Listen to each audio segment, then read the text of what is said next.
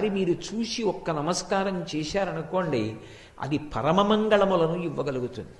రెండు, హనుమ యొక్క ఉపాసనలో ఉన్నటువంటి అత్యద్భుతమైన విషయం, ప్రతిరోజు హనుమ యొక్క ముఖాన్ని ఎవరు చూస్తారో, ఎవరు ఆయనకి నమస్కారం చేస్తారో అటువంటి వారి యొక్క అజ్ఞానము తొలగిపోతుంది.